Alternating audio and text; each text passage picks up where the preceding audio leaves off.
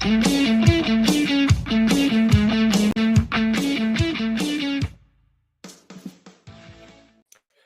man, the myth, the legend is back.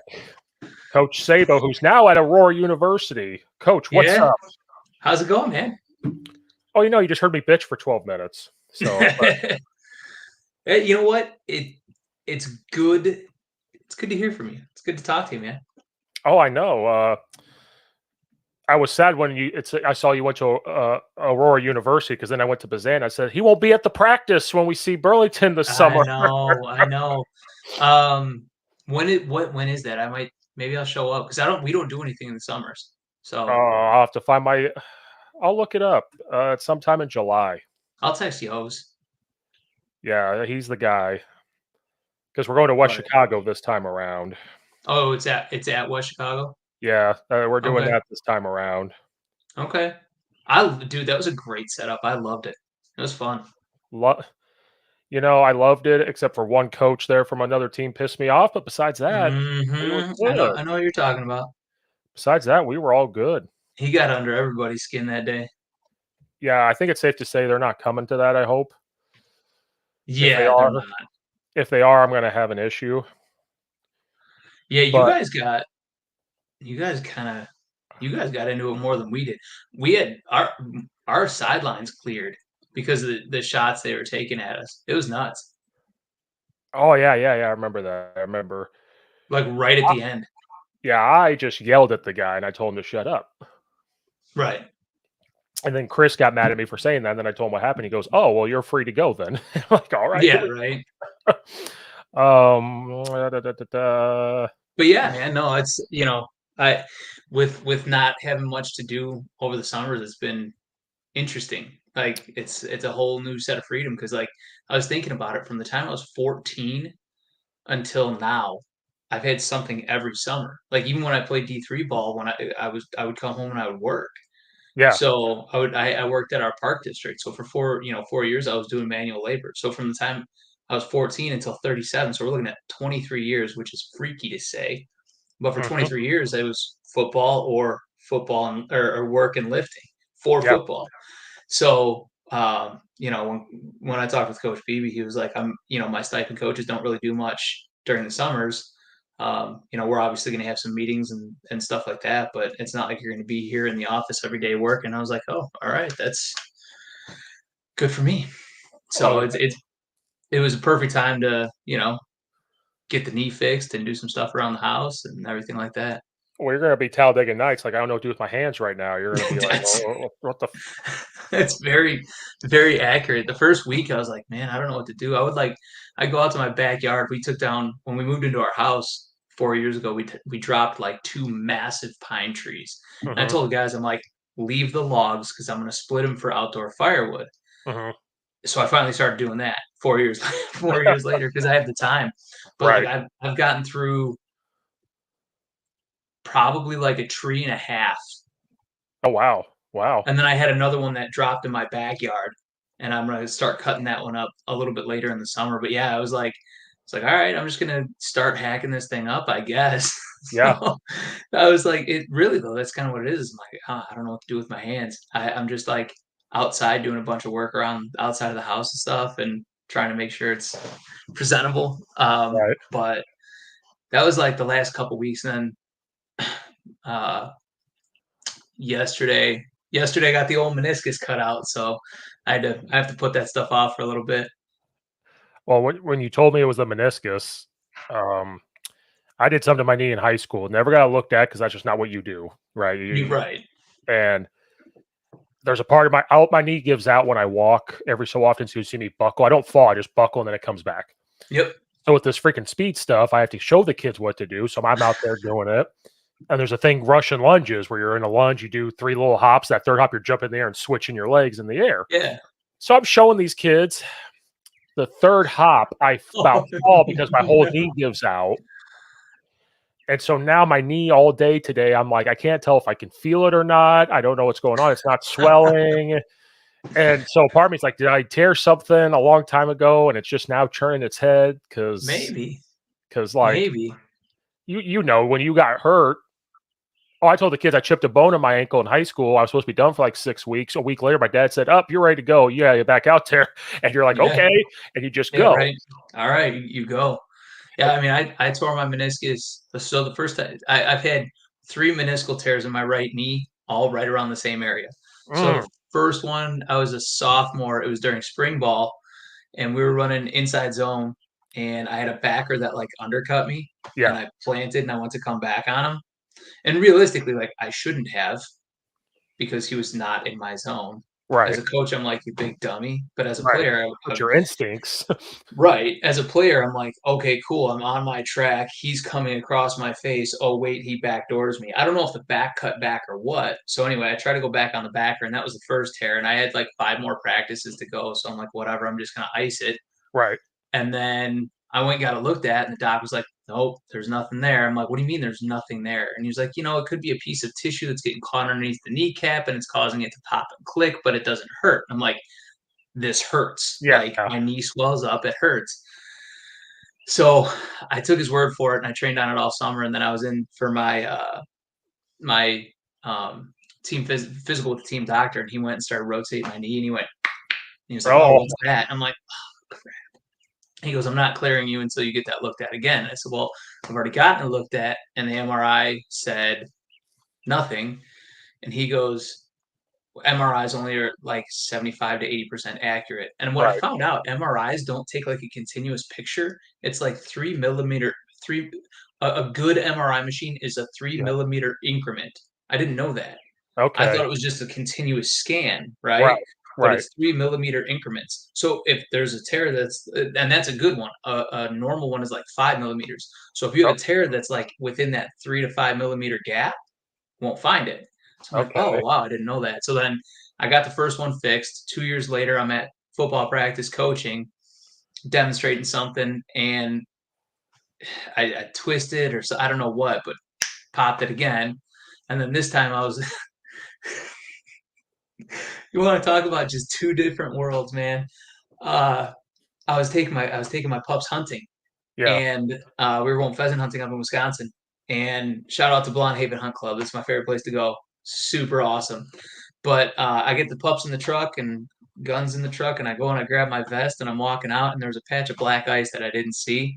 I slipped on black ice, and that's how I tore it this time. But I let it go for 3 months. I went hunting and I shot yeah, great and everything like that. I'm like, all right, this is great, man. Like, got some birds. This is fun. yeah. Not that sore. And then 3 months later, I'm like, oh my God, I got to get this thing looked at. So got it fixed. Not a big deal. They said I'm already weight bearing as tolerated. So Well, that's good. Yeah, yeah, that. yeah, it shouldn't be too long. I'm back to my training schedule. Training schedules Wednesdays and Thursdays, so I'll be back to training on Wednesday. But Oh, okay, yeah, you're a quick healer then. Like it's just yeah, I mean, relatively. The nice thing is like I won't have to demo a ton. Like my summer training sessions for me are completely different. Like tactically, this is when I start to dial it back and we start to kind of go over a little bit more scheme and things like that. And I ask the okay, kids like, all right, cool. So like what'd you struggle with in practice today? Okay, let's work on that. And then we'll kind of build off of that. So I had the Lake Zurich boys came in yesterday? Yesterday, 2 days ago. Lake Zurich boys came in 2 days ago. And we were going over their pass pro. And one of their pass pros is a slide. And they were like, well, how should we slide? We don't know how to do it, so on and so forth. We're not sure what's gonna like what set we should take and whatever. So we talked about it schematically, and then I built in like a drill, a skill acquisition mhm, essentially to acquire the skill to be able to set the proper way and things like that. So like my summer schedule is not grueling by any means right, for the kids, which makes it easier on me because I don't have to demo a ton. But like this past winter with my knee, there'd be days where like I by the time I got to my middle school session, I'd have to sit for warm ups because it was so swollen from all the right. demo and stuff like that. But I'm um, I'm probably not far behind because my knee right now it just feels weird, and I'm like I probably did something or yeah, like, it's possible. and embarrassingly, my weight's gone up, and so maybe that has something to do with it. Though I always gain weight in the winter because I feel like in football I'm moving around a lot. I do Right. basketball. Basketball, I'm not moving around as much. It's Yeah. inconsistent schedule because like you might play on Tuesday, Wednesday, Friday. So like you're eating later. Like at least with football, you have a set. Like at least I know I'm getting Right. home at this time. Basketball's all over the place, and then softball, I really don't move around because it's softball. You're not Yeah. moving around. So I'm like, the doctor's like, we got to get you to lose like 20 pounds, 25 pounds. And I said, well, I'm starting the speed stuff. I'll be moving around a lot. So Yeah. don't worry, I'll be moving around. But now my knee is like yelling at Knees me. all messed up. So I'm actually down like 31 pounds since beginning of April. So like 2 months. Okay, because I saw you at the clinic, I think in February was the Yeah. last time I saw you, I think. I was tipping the scales at a whopping 256. Oh, I So remember when I I was in weighed high in, school. right? I weighed in at so I didn't touch 250 until college. Oh, I Uh, was always 240 to 260 in high yeah, school. dude, but you're like 6'4", 6'5", right? I'm 6'5", so that's why when man, I'm over 300 pounds right now, like embarrassing. I won't tell you exactly, but I'm over I 300, I get and it. it's like But I mean, embarrassing. at 5'11", I mean, I played at 230 in high school. I got up to 245. Uh, but before I got into my freshman year at NCC, I stayed around 245, 250. And then they were like, Coach Ponks was like, hey, I need you to like put some weight on. And I'm like, okay, cool. Like, what do you want me around? He's like 265, 270. I'm like, okay. I Yeah. put on bad weight, man. Oh, yeah. Yeah. I'd go work out, I'd drink my protein shake, and then we'd hit up Wendy's. Oh, yeah. And I would just raid because remember the Wendy's dollar menu was actually $1. So Oh, I'd yeah. go in there for five Yes. bucks. I'd get two junior bacon cheeseburgers, a double stack, nuggets, and fries for $5. Oh, yeah. And that was like every other day. So, Mhm. and then we'd mix in Taco Bell. So it was Oh, just, the 5-layer burritos were like $1.09, so you could get those bad boys and stuff like that. People don't dude, know. I was probably like 267. And I went into camp at 265 and I couldn't move. And Coach Oh, Ponce was yeah. like, he looked at me, he was like, you put on bad weight. I was like, yes, I Yeah. did. And I actually cut to 235 during camp. Those 3 weeks of camp, I Yeah. cut 10 pounds a week just to like show you how bad the weight was. Right, right. And then I started like eating cleaner, but put like packing on the weight again. So I played my sophomore year at 245. Yeah. But I hovered in that 245, 250 range. And then after I shattered my ankle, that's why I dropped down to 210. Yep. And 210 is the lightest I've been since I was 15. Yeah. So it was Yeah. crazy. But yeah, so I figured out, I stepped on the scale and I was 256 and I'm like, oh man, like this is bad. I got to start cutting weight. And I changed the way I was eating. I cut back on the libations a little bit.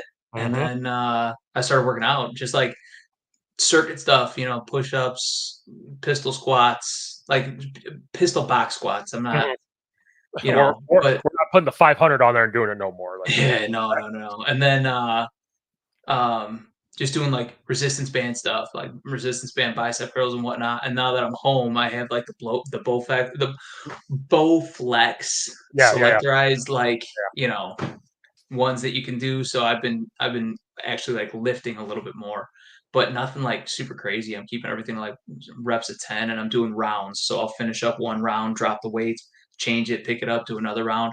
So I'll go like 3 to 4 exercises, 10 reps each for 7 to 8 rounds. Mhm. It's killing, man. I love it. But the push-ups is where it's at. Just body weight stuff. Yeah, yeah. It just all that sounds terrible, but Man, I hated it at the start, and now I'm addicted to the results, man. It like when I started to see the physical change and feel the physical change, I was like, all right, cool. Like I definitely made the right choice. Like it was the right thing to do for yeah. sure. Because this all happened Monday. I went to the doctor just because I don't do checkups. I don't do like I should.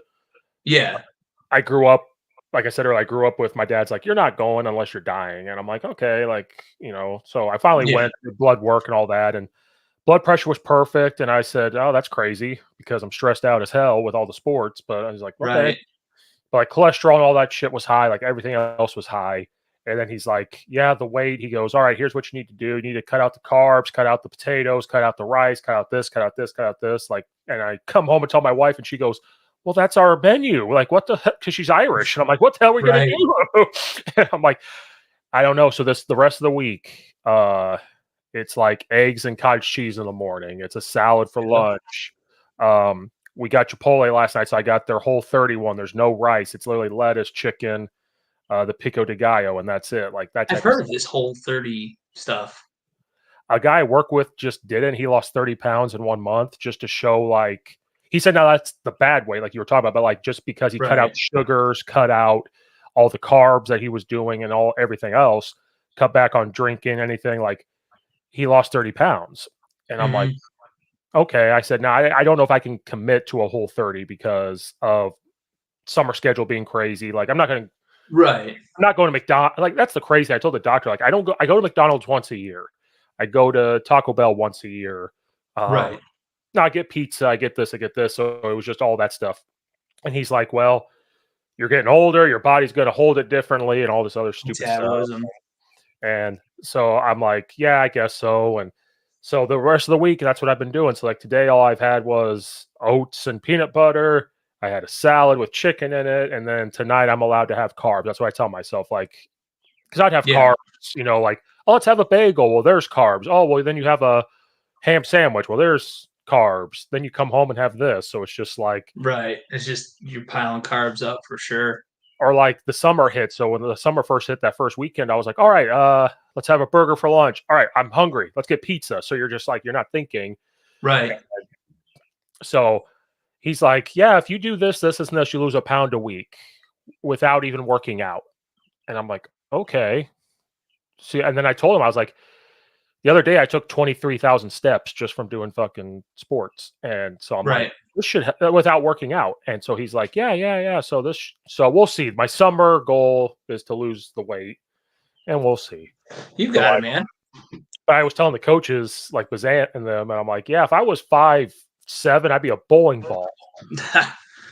Thank God Playing I'm nose. 6'5". Yeah, thank God I'm 6'5".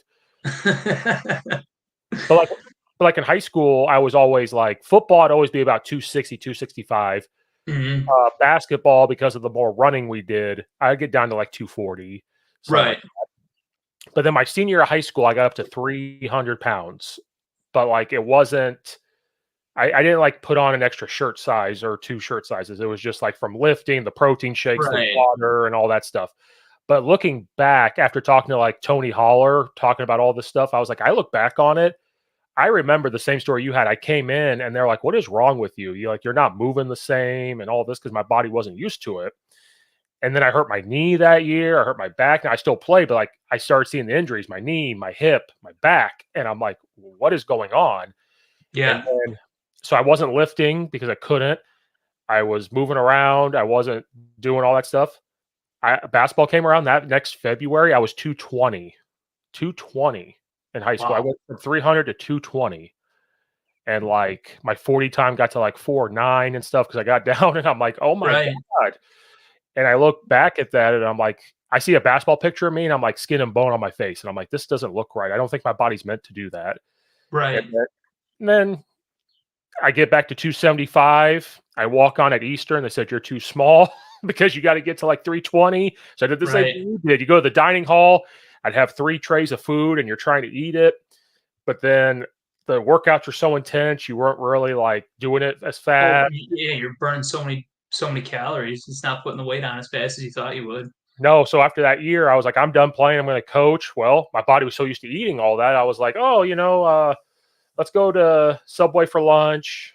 Oh, 5 burritos or $1. Give me 2 of them or so. And then you go out with your friends and you're like, oh, wait, Yeah. it's 2 a.m. What do we want?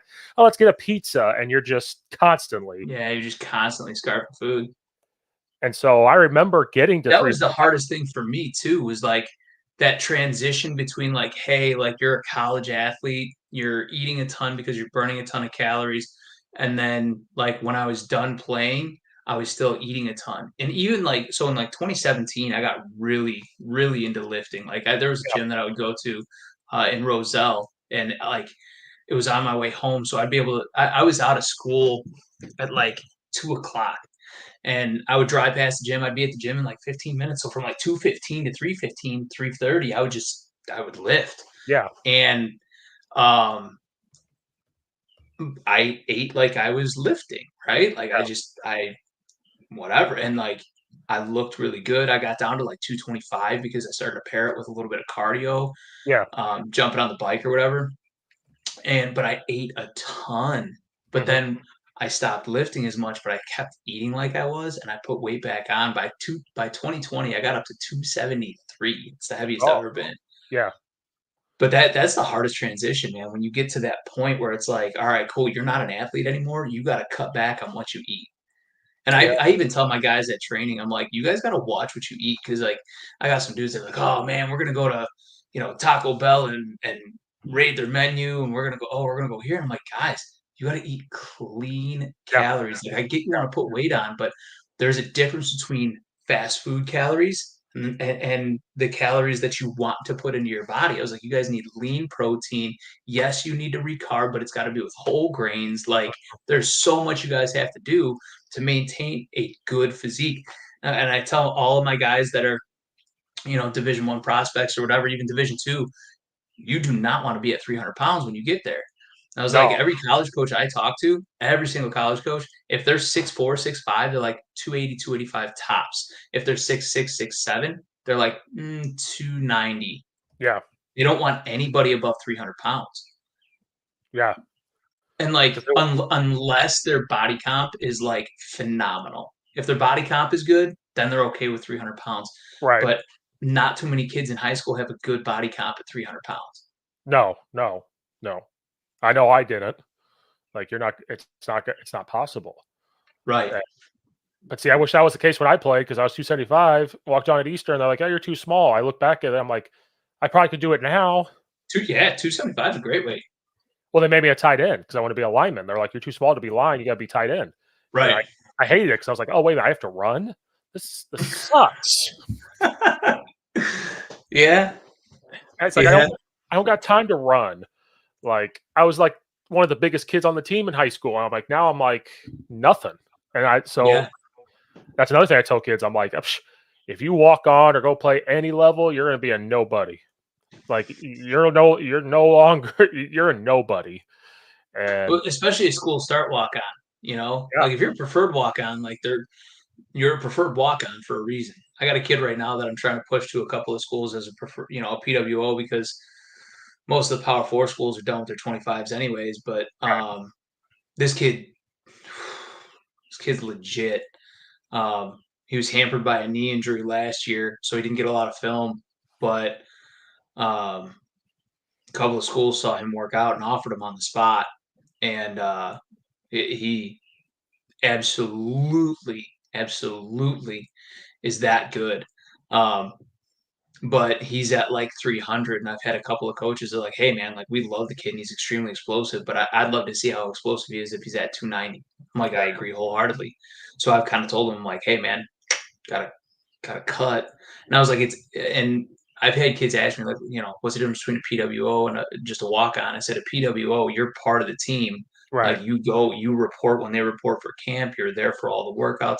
I said, if you're a school start walk on, it just means that you go when school starts and now you're trying out for the team and you're probably not going to make it unless you're just a kid that was completely overlooked somehow, right, or you have freakish athletic talent and it just like went unnoticed. right, right. But dude, I've learned so much about about all that crap. Oh, It's nuts, man. There's so much out there, and it's just getting crazier and crazier and crazier and crazier. oh, I know this transfer portal. This now they're going to get paid, which awesome. But now it's just going to change the whole landscape all over again. Yeah, dude, the portal is nuts, man. I don't envy college coaches. I have a pretty extensive network of college coaches at the FCS and FBS level that I talk with just because of them recruiting clients that choose to work with me. And I mean, my wife will tell you there are times that I was on the phone from 5:30 to 11 o'clock answering calls about certain kids.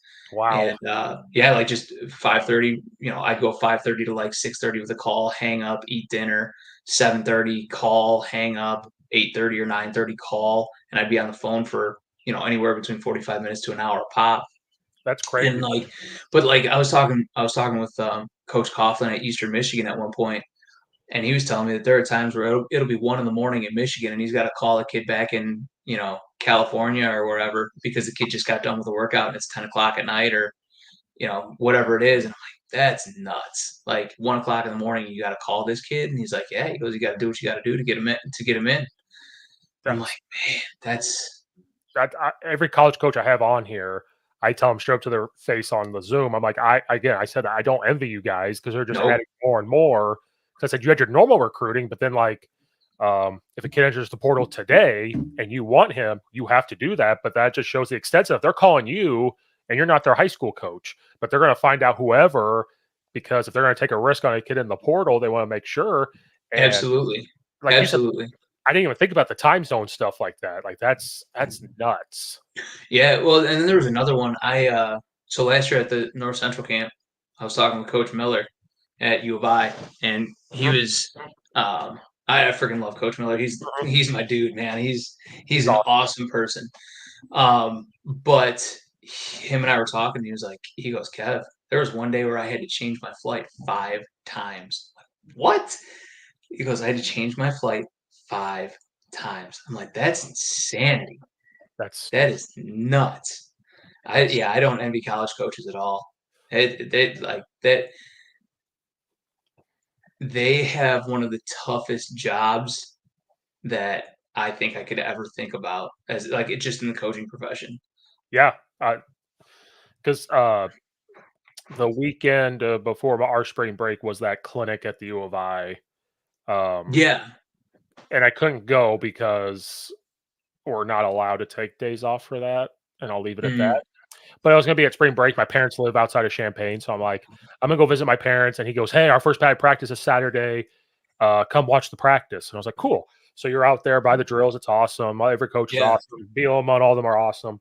So Yep. afterwards, I'm talking to Miller, and during the practice, a bus pulled up. I think it's called Rising Stars. It's like the recruiting kids or whatever. And Yeah. they were talking to Bielema, and all of a sudden he's like, "Hey, Bart, come here real quick." So he goes over there, and then he's talking to him. He goes, "Steve, you can come over here now." So I go over there, and the kids start handing him stuff, and then they walk away. I go, "What'd they just do?" And he goes, "They're handing me business cards." And I go, "Wait, what?" He goes, "Yeah, I get these business cards." And Has all I'm the like, recruiting information on it. "Yeah." And I go, "That's a fucking thing." And he was like, "You know what I do with over half of them?" He put them in his back pocket. He goes, "Those will go in the garbage." Like he's like, "This is so dumb." He goes, "Now the 6'7" kid over there that handed me something, yeah, I'll keep his." But like Right. Well, he's like, and it's like I actually just kind of went on like a little bit of a rant about this today. With mega camps. yeah, I put a tweet out there, and he's a D2 coach out on the East Coast, Cal Jean or something like that. I forget okay, Tony Cal Jean. But basically, he was talking about like camps and like kids that can't afford to go to camps and things like that, and that their film is ultimately going to tell the story about whether or not they can play, which I agree with wholeheartedly. Camps are important, but it's not the be all end all. So, anyways, my rant was kind of around like it was centered around the coaches that see kids like 3 or 4 times, and then they're like, "Hey, we love what you do, but why don't you come to our camp?" And I got a different perspective on it because I was talking with another coach who I respect a lot at the high school lengths, and he basically said like I was talking with Coach Callahan up at Minnesota about it, and Callie told me that they do that so they can get the kid on campus and see his coachability and things like that. But they also do it because now they can look at two prospects side by side if they're looking between an offer, which I understand, right? But I've seen coaches tell that to a 6 foot, 250-pound kid. right, Hey, why don't you come to our camp? Why? right. If you are a FBS school, are you really going to offer that 250 pound 6 foot center? No, No, you're no, not. I have a kid that was at St. Francis High School, played under Coach McMillan. Love Coach McMillan. Great dude. One of my most favorite people in the world. Um, uh, Jack Donovan. hmm Jack is going to play at Winona State. Solid player. Arguably my most technical player that I've ever trained. like he came into me technically sound. So he would do this thing called red zone blocking with Chris Babiar when he was younger. Mhm. And Chris, U of I Hall of Fame, played in the league for the Giants and a couple other teams. I think like Chris is an awesome dude and an awesome resource. So Jack did red zone with that. So he came to me like super technically sound as it was, but he was such a student of the game. But his technique was amazing, right? Jack wound up being like 6'1.5" ish, Yeah. like, and he's 270 right now, maybe 275. Looks really good, right? Right. Um, but I was pushing his film to FCS schools. I'm like, guys, he can easily play center for you. When you look at the kids that he had to block, Dylan Johnson, Nate Marshall, Gabe Kaminsky, like Mhm. all of these Power Five dudes, and he shut them down. Like, had a challenge, right? But he Right. shut them down. Um, it was nuts, man. Like, just insanity. Insanity. Yeah. And I'm like, that's a kid that you would say that to, because then you get to Right. see him.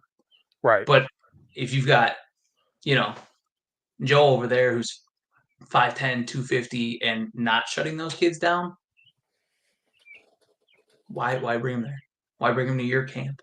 That's the But problem. so Is I love Bart in that regard, oh because yeah. Like Bart's a no BS dude. Yeah. Like he'll take a look at a kid and be like, "Sorry, man. Like you're 6'1". Like I can't. I'm not going to actively recruit you because you're 6'1". So I No. love that. I love that he's honest like that. No, because then there's some of those coaches that do it because they're like, well, we want the money, and that's the problem. Bingo. That's the big problem. Like you're a university. Like sometimes you don't need the money. Like, I mean, now there's some schools that just want a high school camp and they're just hoping to find a diamond in the rough and they just don't tell a kid, Right. they just promote it, like on social media, like, hey, come to this camp, whatever. Like, we're just trying to host high school kids and they're trying to recruit for maybe academics for the school too. Maybe they don't play football. Maybe they just like the way the school looks. Those are fine Right. because they're only charging like those type of camps are like $50. So you're like, Yeah. hey, come here. But if you're charging $300, $400, and you're telling a kid to do it, and then they got to travel with the price of gas and all that stuff, like now Yep. you're $700 in the hole, and it's like you're not going to go to school there. I had a couple kids do that for wide receiver. They're like, oh yeah, well this coach had to come to this camp and this camp, and I had to look at the school, and I'm like, okay, if it's an FCS school, you're probably okay. Like they're more open. If it's Right. this Division 1 school, no offense to you, you ain't playing there. So why are you going to go to that camp? Right. And like I tell kids all the time, because I had a kid one year that did 22 camps. Wow, 22. holy He shit! did he did a so he did like 6 camps around like this area, Yeah, and then he went out to the East Coast and across 3 weeks went down the East Coast all the way down to Florida and did 16 camps. And I told him not to. He didn't have to. He was already a Division 1 prospect. He initially he was getting some Big Ten looks, but he wound up going to San Jose State. He initially committed to Air Force and then decommitted from Air Force, and he's at San Jose State now. yeah, Um, and San Jose State's a great place for him. It's like a perfect fit. And Coach Niamatololo's out there now, so he's sure. loving that. Yep. But he did 22 camps, and he ended up with an overuse injury, and a pretty significant one, and it Oh, hampered him for a little bit. And but I tell kids all the time, I'm like, limit yourself to five camps, do two or yeah. three mega camps, and then pick two schools that you feel like you could play at, and then go like to your one dream camp. At Mhm, 5'10", 230, I went to Iowa. I got my butt whooped, but I went to Iowa and I learned and I had fun and it was great. And I mhm. got to say that I walked on the field at Kinnick Stadium. Like it was an experience. It was awesome. But I knew I wasn't going to go there and you know in hopes of playing. Like, Right. come on, man. So like in the same regard, it's on the kids to be a little bit more realistic about what their expectations are. But then you got these mega camps where they're running 5, 6 sessions a day and they're not capping the registrations. So kids are paying $200-300 and they're only getting 2 reps and one-on-ones. Yeah. No. No. I was talking to a dad earlier today of one of my clients, and they went to the Lindenwood camp, Uh huh. Kid got 1 rep in run block and 2 in pass pro. That's And, it. He came to the line a day later, 2 days later, and got like 12 reps. Because we cap it. We right, like when we set it up, we're like, we want kids to get the most amount of reps possible. So we capped it. We're like, we're right, capping the amount of kids that can come because we don't want 900 kids there where we're like, all right, cool, let's do 3 sessions with 300 kids each, and now we're not getting the reps that we need. right. The most we had in a day was 161, and we ran 2 sessions. We ran a Which is session of smart. 80 and a session of 81, and kids got reps. Right, which is smart. It, That's the smart way to do it. right. It just, it blows my mind that and it's all cyclical because it's going to start coming back to camps like the line. Our numbers have started to dwindle a little bit since the colleges started their own camps. But now when they're getting 500, 600 kids, 700 kids showing up to these camps, and you got 150, 200 linemen, you're not getting reps. Right. What's the That's point of going to a camp if you're not going to get reps? Whereas you can come to the line and we send everything out to a database of like 1,500 coaches. yeah, And oh, by the way, if you show out at our camp, we have an extensive network of personal relationships that we could text a coach like Bart Miller and say, hey, Bart, you might want to take a look at this kid, which I've right, done twice now, just right, this year. right. That that's why I like. I don't know if he might be doing it this year. I know like 2 years ago or so, Bart U of I holds one. It's like their lineman camps for Yeah, defense the line. big man camp. Yeah. I like how they do it because I know that there's a lot of kids, but it's defense and offense. That's why there's way more kids. But Right. they have all of their coaches somewhere, like all of them, Doing something. and it wasn't too expensive. Right. Um, and one of my friends' kid went, and the kid is a fan of my podcast, which was funny at the time. So he's like, he told Nathan, he goes, "Hey, can you call Coach Steve and see if he can come with you because we all live in the same town?" And he goes, "Yeah, let me call him." So he calls me. He goes, "Hey, Steve, you need to come home this weekend. He's inviting you to be a part of with his mom and dad to come to this camp because I think he had been talking to Bart a little bit." So Right. I was like, "Yeah." So I got there. My name was on the list. And they're like, "Oh yeah, you can come in."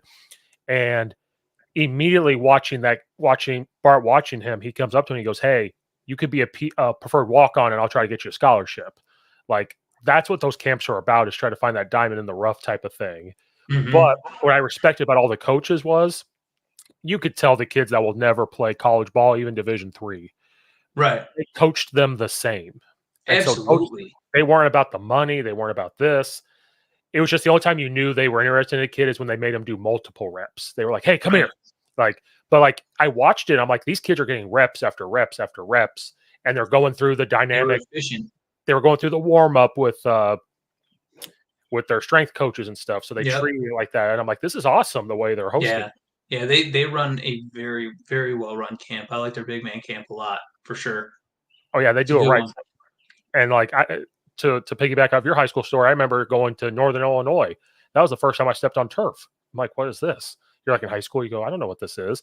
And I Right. know me and my buddy knew we would never, ever, ever play at Northern, but we still went, and it was cheap, and it was in the state, and learned a lot. We came back and we were like, hey, this is how they block, this is how they do this. So this is kind of what we have to do. And I went to Eastern Illinois camp, and that was more realistic, and we got lots of reps.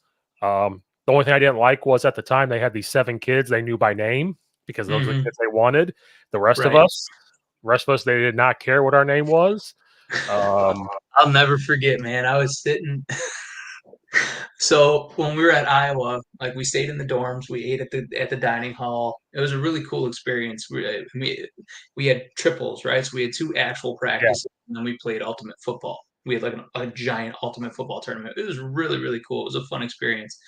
Well, I'll never forget this because I sat down next to this kid on the bus. It was me and 2 of my buddies from Glenbard North. We went, and my 2 buddies sit here, I sit over here, and I got this kid next to me, and I like look at him.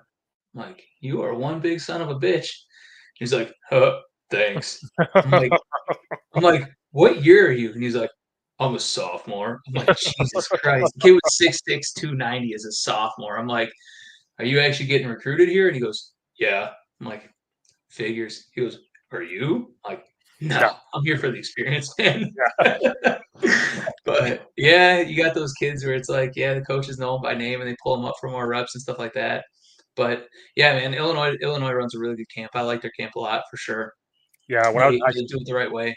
yeah, at Easter in high school, we went to that camp.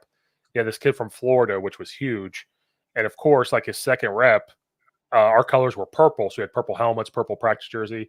He said, "Hey, Right. he's like Big Purple, get over here," because he didn't know who I was. Like Big Purple, get over here. And he's like, I'm like, yeah. And he goes, you're gonna go one on one with him. And I was like, oh shit. So I go, so he draws me backwards. He goes, no, no, no, get up and do it again. And so like I forgot all technique. I just got low and just put my feet in the ground. I was like, you're not gonna push me back again. He did push me back. And so the coach was like, I'm glad you held your ground, but your technique fucking sucks. I'm like, I just don't want to get pushed back again by this 6'7", But he 300 looked like a pound guy. human. Yeah, I was like 250. It was in the summer, and I'm like, no wonder why he could push me back. He has like 50 pounds on me. And then he put that kid from Florida against another kid from like Texas, and the Texas kid just whipped his ass. And so then I hear the coaches like, we're recruiting him. And that's when I knew. I was like, yeah, you know these kids. Like the rest of us, like Right. the assistant Yeah. coaches were dealing with us, and the other coaches dealt with them. Yeah, yeah, and it is what it is. I totally understand it. It's a great way to continue to evaluate players. So I don't mind the format. I just the mega camps with like thousands of kids, like they need to start capping the Mhm. registrations. And I get it because like they use it as a fundraiser for their programs and stuff. So like whatever money they bring in gets to be used back into the program, and I Mhm. understand that. I get it. Um, they pay GAs with it and things like that, but my God, like you got to do something different. Have to do something different. Yeah, why can't It's they just host it too for much. It's just just too much. multiple days, cap and be like, hey, we'll host a camp for these 2 days, take 3 days off, do it again. Like I think there would be Right. multiple ways to do it. Yeah. I think the tough part about it is they only have a month to do it though. You know what I mean? Like that's Yeah, their true. because they can I don't think they can run in July. Maybe they can. But like I've seen, I've seen it where it's, a 3-day camp or whatever and they have different sessions on each day or whatnot. But yeah, it's Is it still a rule that high school coaches can't help run them? Because I remember that was a rule, but I don't know if that changed again. I don't know. Because I remember high school coaches used to be able to go and like work with the college coaches and run Yeah. stuff, which helped them do it. I don't know if that's a rule or not. Yeah, I don't know. I don't I think because I kind of remember I bugging think me. they changed it because there was like, well, they could use this as a recruiting thing. They're only going to let these coaches do it now that it was like a recruiting thing. But like, I don't know. The NCAA hamstrings coaches so much. Like the players kind of get free reign of everything now, and the NCAA is like, coaches, you can't do this, you can't do this. I mean, they limited the camp appearances to 10. oh wow, Yeah. wow, So we had 1, 2, 3, 4, 5, 6, 7, 8, 9. We had 10 FBS schools that were going to come to the line on Sunday the 2nd. hmm We had 10 FBS schools back out because of the limitation on the amount of camps that they could do. you would think that'd be unlimited if they had the resources to go. You would think, but the NCAA is like, no way. How dumb. No Yeah, leadership. dude, the No NCAA is leadership. not. I've said that for a long time. No leadership in NCAA. Well, Like, then like the other thing is this, and on one hand I can kind of get it, and on the other one I don't. So clearly, I run a training company, right? right? NCAA coaches cannot come in and watch. Let me rephrase this: Division 1 coaches cannot come into my training session and watch a workout legally. Right. So I don't. I've had coaches come into the facility, but they've never been there when players are there Okay. because they don't want to get a recruiting violation. Right. I can kind of see that. Why is that a thing? Because Right? So think about it. If I've already got a session scheduled yeah. and kids are going to be at this session, and this coach reaches out to me and says, "Hey, can I swing through?" Yeah, sure. Why is that a thing? Like they're already in the area. It's an eval period. Like I don't understand that. To me personally, like I don't get it. Like Wouldn't that just be like them dropping into a high school just to say hi? Like, is it precisely. the same thing? Like, they don't even have to talk to the kid. Like, just come in and Right. talk to you. Just be like, "Oh, yeah, how is this kid a good kid?" And then leave. Right. But they won't like the NCAA, massive, massive recruiting violations. Why? Yeah. It doesn't matter. I don't get it, man. My Like, you got my wheels spinning now. Like, why does that matter? well, and even if I'm hosting a workout and they stay and they watch, who cares?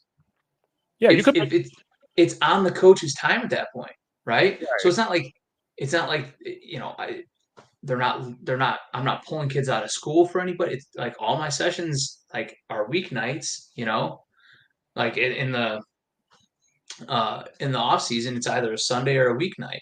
So if the right. coach is there and it's on his time, who cares? You know? NCAA hamstrings coaches so much because I've had so many coaches be like, "Yeah, I want to stop in, but I don't want to get a recruiting violation." I'm like, I understand that. I mean, they handcuff them with the high school thing. If it's that certain period, they can't, like, Yeah, really talk to the kid, which I found out because if you bring a kid, they can say hi, but then the coach is always like, "Don't put on social media that I talked to you." right. And the kids are always like, "Okay, I got you." Um, and then I looked at the coach and he's like, "Yeah." He goes, "I can come in and talk to you. I can see the kid and just say hi, but that's it. Like, I can't say anything about football." But, like, to me, he could. And I'm like, "What's the difference?" Right. And Yeah, I just don't get it, man. I'm not gonna say where the school's from. I don't wanna get the coach in trouble because he was awesome, but, like, he's like, "Yeah, they can't know I stopped by." And I'm like, "Why? It doesn't matter. It was the spring, and, like, they're not playing football right now. You're Right. but, like, but I said, It's legal to talk to me and as an assistant coach to get info on the kid or 2 kids?" And he's like, "Yep, I can do that." He goes, "But besides that, no." I'm like, That's so dumb." He goes, "Yep." So dumb. I'm like, "You're not hurting anybody. Right. You're not getting an advantage." You're not trying to like give the kid money. No, that's what I said. I was like, "Are you trying to pay him off?" He goes, "No, hell no." He goes, I got bills to pay." He goes, "I'm not giving him money." Yeah, dude, it's the weirdest thing. Like just the recruiting rules. Like, and remember when I said like I've learned so much, being in my position, and really so much since 2020, because 2020 is really like when the college coaches really started to talk to me because we didn't have a season, but I was Right. training so many kids at that time. I would have close to 60 or 70 kids come through in a week I because remember they all that. just everybody just want to do something, Right. right? So that's when like, you know, NIU really started to reach out, and Eastern Michigan and U of I and schools like that. That's when they really like started to, talk to me about the guys that I train. Indiana, like the majority of like the Midwestern schools. But I've learned so much, and there's still so much to learn too. I'm like, man, I thought I knew shit. I don't know anything. Well, because, like, even before this, I remember you and I have talked on back and forth a little bit.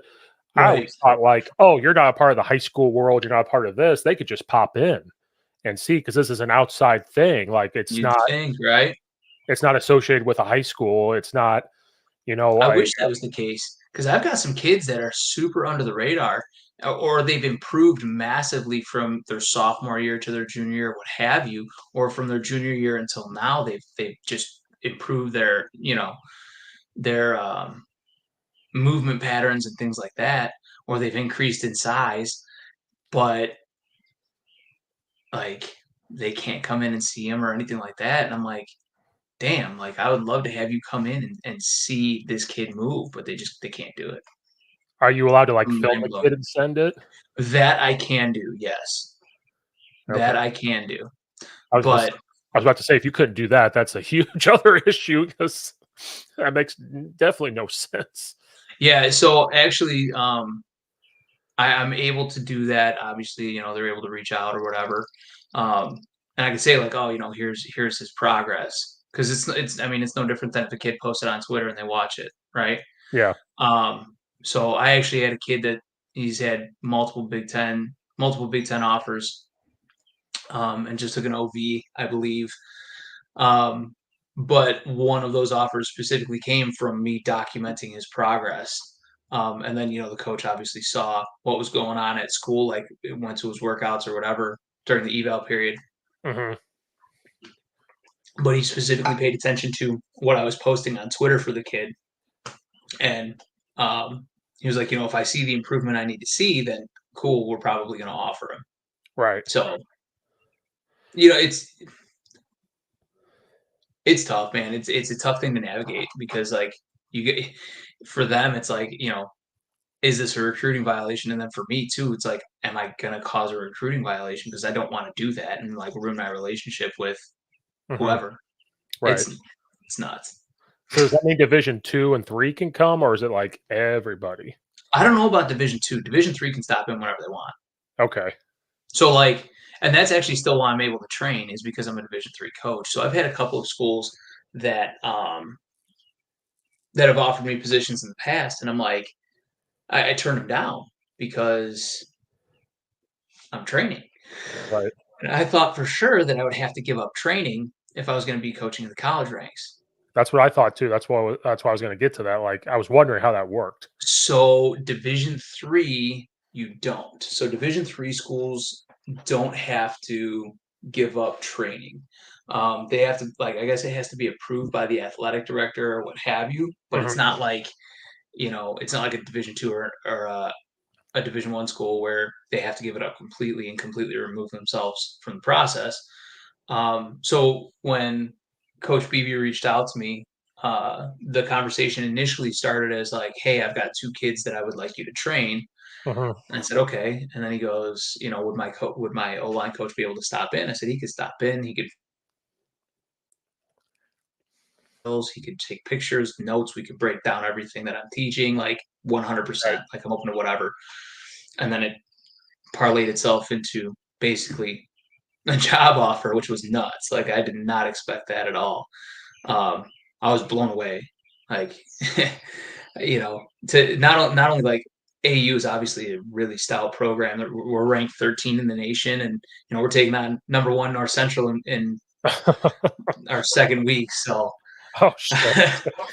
I've got a couple of my buddies that are already like, "You calling in? Like, what are you gonna do?" I'm like, "Hell no, I'm not calling in, man."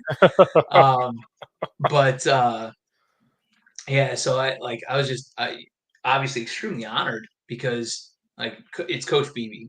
He's a very regarded coach. I mean, he Mhm. did a lot of great things in high school, and he took over Aurora and took it to a next level. Coach Ponks got that school kind of humming, and then Coach Beebe came in and took what Coach Ponks started and built on it even more. And um, they're I think they've won conference titles 4 years in a row now, and they've made playoff appearances the last 2 or 3 years, and like Coach B just has them humming. And I'm like, all right, cool, man. Like I'm in. Let's do it. So I'm very, very excited. Very excited. I've already started breaking down film and stuff like that. So, um, but yeah, it was a crazy conversation. But that was one of the things that Coach Beebe like I brought up to him right away. I was like, Coach, like I want to say yes. I want to be part of the AU family, but I Uh-huh. need to know that I can still train and that I don't have to give this up because realistically, like, man, training is what fills my cup. Like, I'm a teacher and I love teaching, Right. but training is my number one passion because what it does is it allows me to help kids find a home, right? Right. Even if they don't want to play college ball, because I've got a couple of kids that train with me that they don't want to play college ball, and I'm fine with that. Like, you don't have to play Mhm. college ball, you gotta do what you gotta do. So,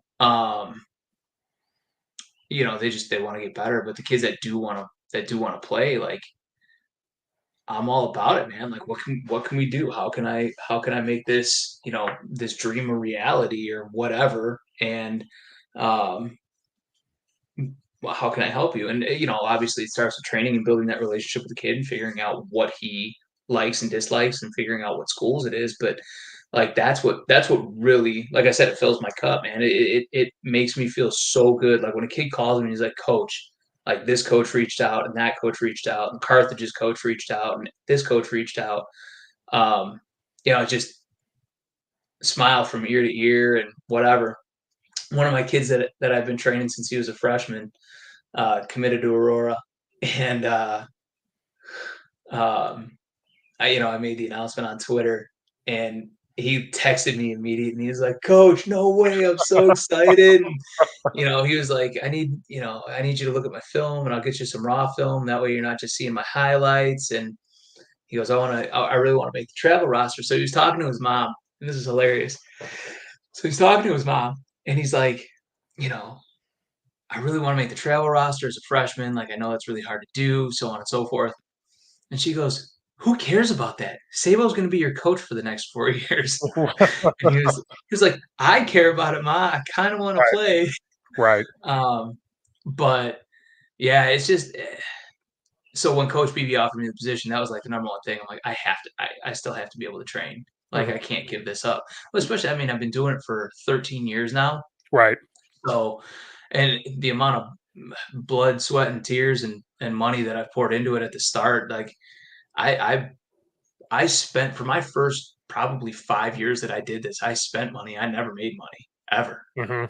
So, like, anything I took in from sessions where it was put right back into the business, whether it was gas or equipment or rental fees or whatever. Like, I Right, I didn't have a profit for 5 years, and even still, my profit's not very big right, at all. Like, nowhere near big enough to live off of, you know. right, So, right. um, so it's kind of one of those things where like it's a legitimate passion, and it's something that I don't do for the money. It's because in '09, Yost and I realized that there was really nothing Uh-huh. for linemen, and he was down in Central Illinois, down in Peoria and Washington and all that, and I took it and ran with it, Mhm. and it's grown into what it is now, which is a blast. I see probably 30 to 40 kids a week. That's a Um, lot. it's a That's a lot. lot, and it's cool. Like I love it, and the kids love it, and what's awesome is just like the culture that's been built. Yeah. When I've got kids that are at rival high schools and they train together, and they take a picture together after the game Mhm. or whatever it is. It's awesome. It's cool to Yeah, see. yeah. Really cool to see.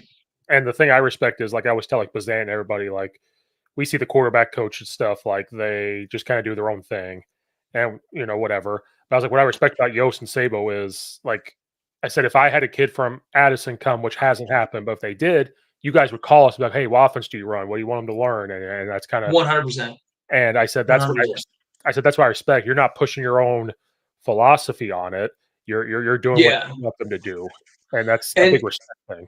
one of the things that and I say this to the kids, I'm like, look, like your coaches are your coaches, and you have to do what they're asking you to do.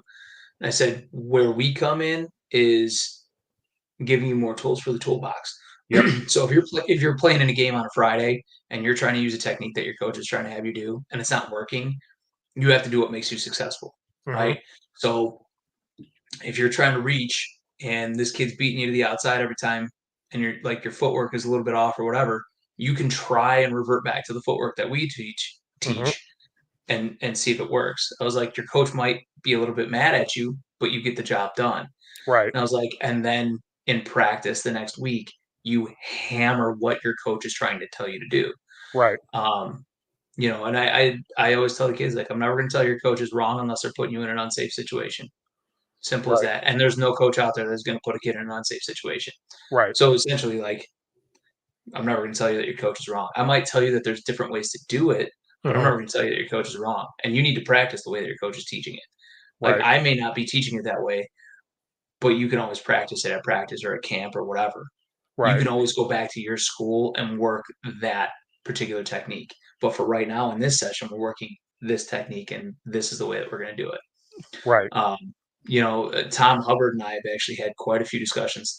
Tom's O-line coach over at Bartlett, and great dude. I love him. He's a phenomenal coach and a great human being. And like we have a difference in pass pro posture. So if he's got a kid that's taking a set to his right, he has like a slight lean to the left, Mm. right? So if he's got a slight interior lean. I don't teach it that way, but Tom does. So anytime I had one of Tom's guys in, I'm like, hey, make sure that your posture is correct. Get that lean, that upper body lean that your coach wants. Make sure that it's in there. So if there's something specific that I know that coaches teach and that they want, I'm going to hammer it. And I'm going to make sure that they do that. Right. Um, but I will also emphasize like not every coach teaches it this way. here's the way that I teach it. Here's the way that some of these coaches teach it. So, be prepared because if you're playing at the next level, you're going to need to know both. Right, right. And I try to do the same thing now at practices. Like I used to be the guy like, this is the only way to do it. Now I'm like, here's the way I want you to do it. But then I try to take your philosophy of like, okay, this is what I want you to do. And then as we get comfortable with that, then I go, but I understand if this happens. So here's another, like for example, inside zone. I'm like, hey, realistically, load step. I'd love to just get you to load step and get there. But guess Right. what? You're going to go up against a dude sometimes, or he's super fast, or he's going to get there before you do. So here's the scooch technique from like I got from Rudolph. Like, let's do this to get you there quicker to block that hole off. So I Right. always ask the kids, hey, what's the 3 ways you can use to get there? And they name off the 3 or 4 I give them. I'm like, I don't care which one, but Just, you got just pick one. yeah. I teach 4 different ways to skip pole. Yeah. Yeah. Really? Yeah. Four different ways. I teach 4 different ways to skip pole. And I'm like, this is the way that I like it. This is the way that I've done it.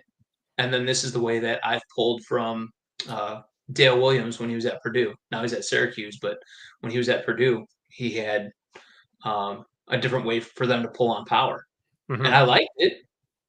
Tyler Witt, one of my clients, he was all Big Ten at Purdue in his first and only year there. It was a grad transfer year, but he was an all Big Ten guard, and he loves skip pulling that way, Hmm. and it worked. It worked for him. But like my biggest thing is like they're the athletes. I'm gonna put them in biomechanically correct positions and make sure that kinesiologically everything is synced up and lined up, and that they're drawing the most amount of power that they possibly can through their movement. But they're the athletes, and they ultimately need to figure out what works for them and what doesn't, and then we can build off of that. You know what I mean? Right. And that's a tough thing that a lot of coaches don't really understand. So I have a client that he graduated now, and I'm not going to name the school because I have respect for the coaches that are there. But he was demoralized because he was not using their technique. He was using my technique. Mm. But he was getting bullied when he would use their technique. Hmm. And they'd be like, "Oh, this isn't the NFL. Stop using that technique, or stop doing this, or stop doing that." And I I heard that they were running some stuff or doing a workout or whatever during open gyms, and they were running through pass pro, and their left tackle took a pass set, and in the back of the field house they heard a coach go effing Sabo. It's like, man, like first off, I hate that happens. I really do. Like I don't want kids to change their technique from what they do in high school, but at the same point in time, like it's not always your way or the highway, man. Like, Hmm. and one of the things that I've heard from this coaching staff is, oh well, if it's good enough for Notre Dame, it's good enough for us, or if it's good enough for Stanford, it's good enough for us, and if it's good enough for these people, it's good enough for us. And I agree with that wholeheartedly. But you're not teaching any of those things. Right. None Right. of them. Literally none of them. So if you have a kid that's doing those techniques and now you're chastising him and almost verbally abusing him during practice because he's not doing it your way, but he's successful and he's not harming the play, the progress of the play, and in fact he's helping it, who cares? Hmm. And Hmm. that's what my kids at Central could tell you too. When I was at Central, I I had I had one kid on GT that would turn and trap pull on it, like guard would trap, my tackle would turn and run and then go up through the hole. And I had another kid that guard would trap and he would skip pull down the line. And I told him, like, whatever you want, whatever works for you. If you can get there fast enough, I'm good with it. If you can't get there fast enough, then we're going to explore alternative options. One kid liked it one way, one kid liked it another, and Yep. it worked. And I'm not going to sit here and bust a kid's balls for trying something different. It's just not my style, But if you try something different during a game and you get smoked, then we're gonna have something to talk about. If you Right. want to try it during practice, by all means, try it during practice. But game time is not the time to try something new. Right. So, but yeah, man, it drives me nuts that like so many coaches out there we've always done it this way, so this is the way we're going to do it. That's like the death of coaching. You know, Mhm. these coaches sit in on clinics and they take drills and things like that, and they listen to these. You know, Harry. I sat in on Harry Feastan, and I took so much from him, and it was awesome to listen to him talk. You know, and the cool thing about it was like he used Olin Kreutz a lot for his examples, right? Mhm. And I think we can both agree that Olin Kreutz is a phenomenal example to Absolutely, use. absolutely. But what's really cool is that uh, I've actually developed a relationship with Olin Kreutz, which like 11-year-old me is Yeah. blown away. But I've spoken with him multiple times, and Olin was like, "Yeah, man," he goes, "That guy transformed my game." But what's funny is I'll see those same coaches sitting in on Heastand or Callahan or all of these guys, and then they leave and they don't implement anything, Mhm. and it's like, okay, that's a little odd. So like, if you're saying that everything is good for these schools, why aren't you doing it? Why aren't you Right, implementing it? right. Well, because we have to get away from the mindset of when we all played, like, this is the way you're gonna block it, this is what you're gonna do, and if you're not doing it, Absolutely. it's the kid's fault because they're just not trying hard enough. But what if the kid just can't do it? Like, I had an experienced lineman, he started as a sophomore all the way through his senior, he's gonna go play football at Elmhurst this year. Nice. He was allowed to do certain things because it helped him get there quicker because he was super fast. Other kids I knew that were a little bit bigger than him, well, you can't do what he's doing because 'cause you're slower, which is okay. Right. I'll still get you there. And that's why, like, I don't wanna say, like, "Oh, the load step is end all be all." And, like, at the end of the day, did you block him? Cool. Like, Right. awesome. I don't care how you did it, we blocked him. And then we'll look at the film. "Hey, you see what you did here? Awesome. But when we play against this team that's gonna do this, revert back to X, Y, and Z or ABC, and it will help you get there better." And Right. then and that's why O-line coaching is so tough because maybe these 2 kids can do this particular technique, but then your center can't. And then your right guard has to do something different. Then the right tackle has to do something different. Even your Right. tight end that's blocking, they have to do something different because they just can't figure it out. So, like, that's why it's so tough to be an O-line coach because you're doing all that, but at the end of the day, it doesn't have to look all the same like back in the day. Like, we all have to look the same. The only time it Right. should look the same is wide zone. They're all stepping this way and getting there. That's like the only time we should be in unison Right. is Yeah, no, I wide zone. and that's I mean, that's a big thing that like just studying film and studying coaches and studying myself, um, is just realizing that every kid is different. Yeah. Every kid is Every different. There's different athletic abilities, there's different biomechanics, there's different biomechanical advantages or disadvantages, there's different stiffness, there's so many different things that can play into the way a kid moves. So, like, mhm. figuring that out and figuring out what works for them, that's huge, huge. And the cool thing is, so, like, I've had a couple of meetings with AU staff already where I sat down and, like, we're talking about run game and talking about, things like that and technique, and um, they've said, like, we give our kids a little bit of freedom, Yeah. to block things. If we're running outside zone and we've got a 4 eye, my tackle might pin it, my guard might skip pull around. I'm like, fine with that. Yeah. Like, I'm good with it. And even like not necessarily freedom of technique, but like how to use it and when to use it, things like that is something that's going to kind of be my focus this year during camp. But like, watching them um, do whatever, like, it's fun. Yeah. Like, I'm watching their film and I'm seeing like all their little nuances in their game and figuring out what athletes can do what and what athletes can't do certain things, and who's tight hipped and who's not tight hipped, and Mhm. it's fun. It's a blast. So, um, but yeah, man, just allowing those athletes to do whatever Right. is it's Right. good. Right. Figuring it out, giving them multiple ways to be successful while still continuing the team. Right. Right. Because I think I noticed that when we played you guys, I think I saw that where I think you had your guy skip pull on a GT, and I remember one coach like, "What'd they just run?" And I said, "GT." Well, what do you mean? Their tackle skip pulled. I'm like, "So?" I think that was Trey's going to play at UW Oshkosh. okay. I Yeah. wish I had that kid. I wish I had that kid for another 2 years. He's going to be a very very good college player. Um, he's uh he's a sponge, an Mhm. absolute sponge. But he was one of those kids. He worked so hard to get to where he got to. Mhm. Um, and like didn't miss. He didn't miss a training session. He didn't miss. Uh, he didn't miss a lift. Like just worked his tail off, and he ended up being all conference. That's awesome. Yeah. Yeah. Because I told Yost this in the spring. Did I talk to him? I can't remember. You'll think it's funny. Um, our kids are very naive to like the outside world of our conference. Yeah. And so when we hosted that, we were like, oh yeah, Burlington Central's coming, Ridgewood's coming, and West Chicago. And they have their opinions on West Chicago. And I'm like, stop, because they have great coaches. They're doing the right things. Hell yeah, they are. And they're like, they said, who's Burlington Central? And I said, well, they're kind of country guys, it's okay, but they're going to come in. They're going to be really physically tough. They're going to be well coached, going to be well prepared, and they're going to come after you. Well, what class are they? We're like, oh, they're 4 or 5A. I think they're 5A. And they're like, well, we're 7A. And I'm like, okay.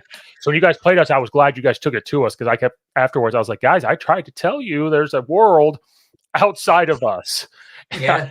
And I told Yost that, I'm like, hey, I'm so glad you guys, like, we made plays against you guys, but you guys made a lot of plays against us and pushed us around. It was a really good practice, man. That was like practicing against you guys was fun. That was a really fun experience, but like it was cool to see because that was kind of eye opening for our guys because Ridgewood was like 6A or whatever, and like West Chicago, like they're like, oh, it's West Chicago, and then Addison Trail, they're like, okay, we know Addison Trail, and they're a bigger school or whatever.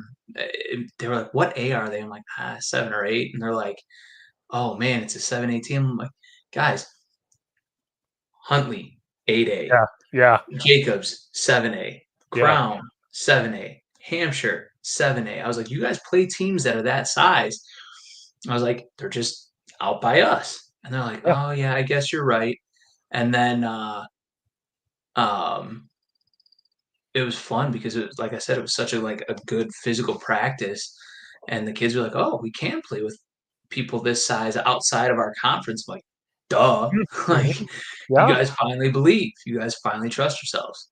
Well, then when I was talking to Yost, and he was like, it was awesome to see you guys make the playoffs. And I was like, oh yeah, I appreciate it. And he goes, and we used it as a positive thing of like, guys, you took it to a playoff team.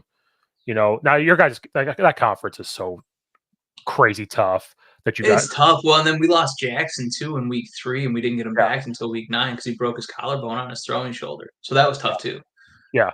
But like he used that as a positive thing. He was like, yeah, guys, this summer, like you went against West Chicago that made the playoffs for the first time in forever.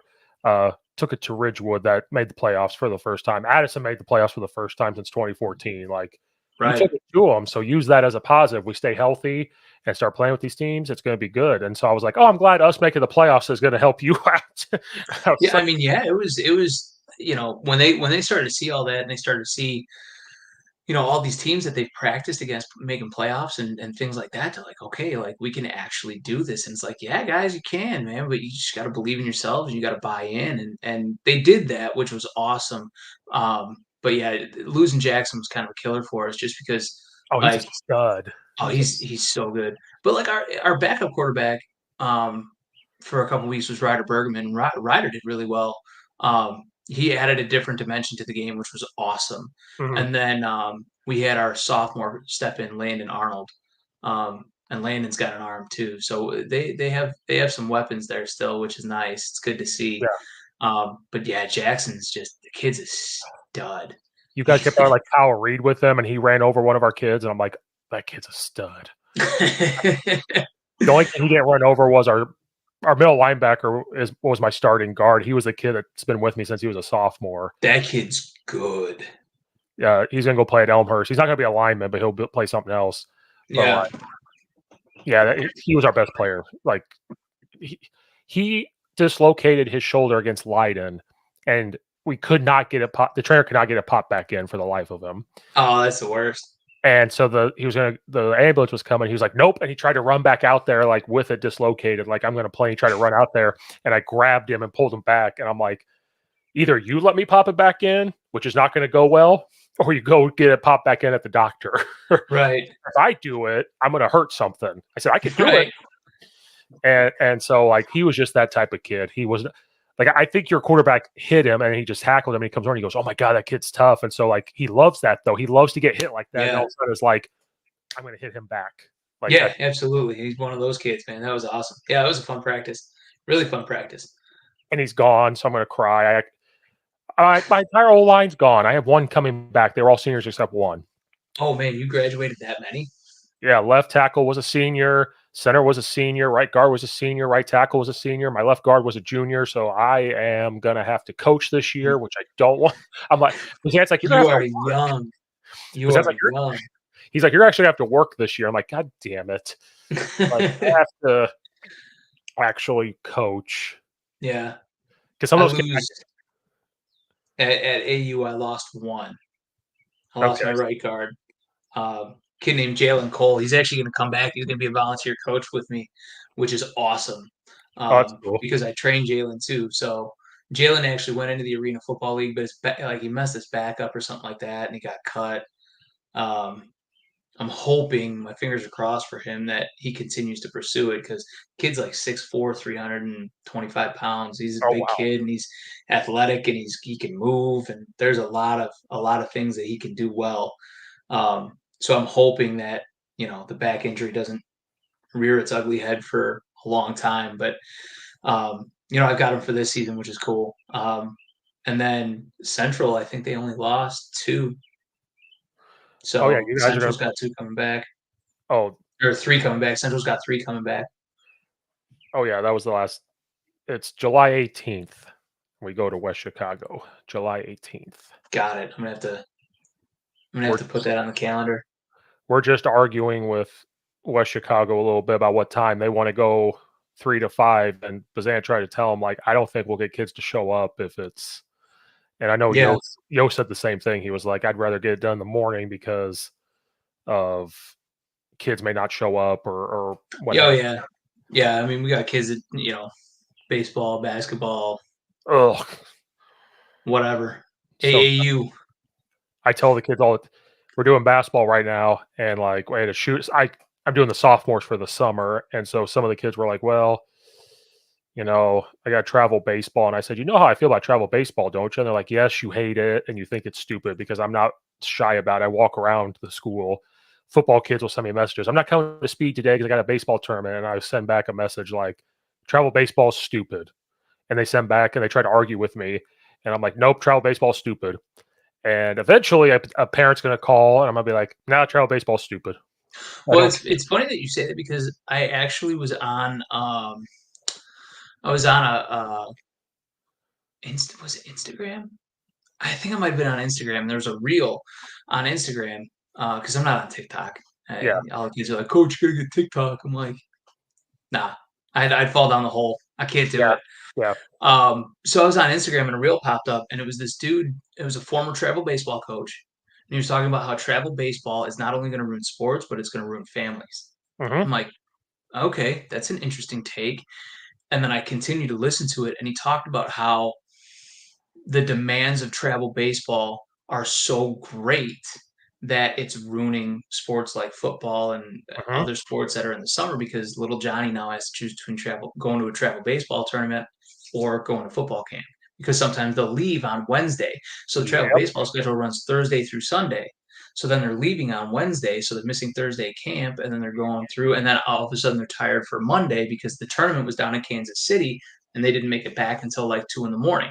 So then they miss Monday. So now they're only there Tuesday, Wednesday. Oh, but now there's another tournament in Missouri, so they have to leave on Wednesday night. They're not going to be there on Thursday. I'm like, okay, I could buy that because I've seen that literally at every high school I've coached at. Yep. So I'm okay, yeah, I understand that. So then I'm like, in my head, I'm like, how does it ruin families financially? Hmm. Hmm. Because there's travel baseball is so expensive.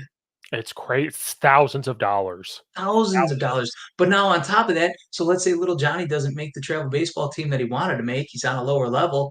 Now you got to go and you pay for hitting training and catching and throwing training and all these different trainings and things like that. And like clearly I'm a trainer, so I get Yeah. it. But now like these baseball dudes charge an arm and a leg. Mhm.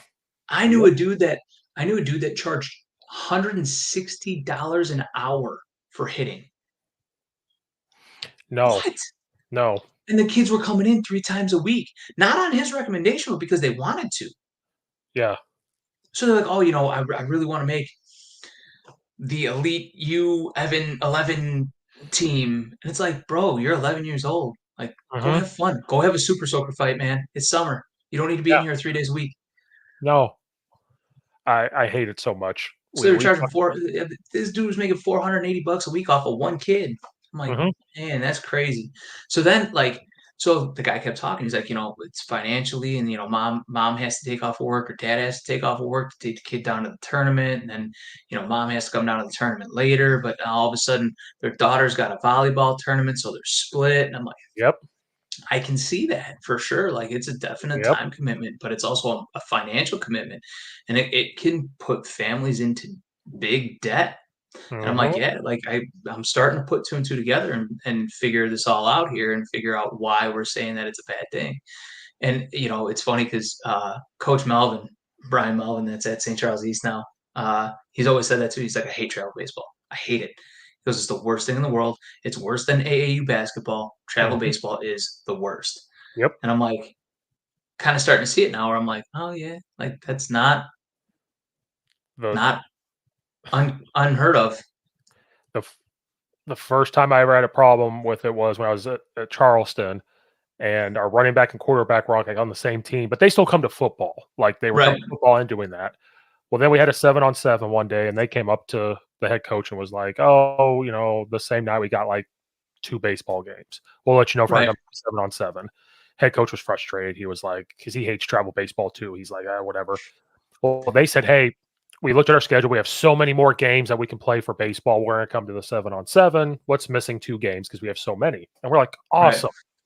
Well, then that weekend, the coach for the travel baseball team didn't play them in any game.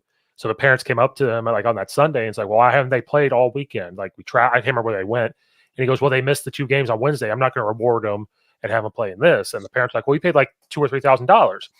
So they told the head football coach that, and he said, "Oh, that's stupid," and whatever.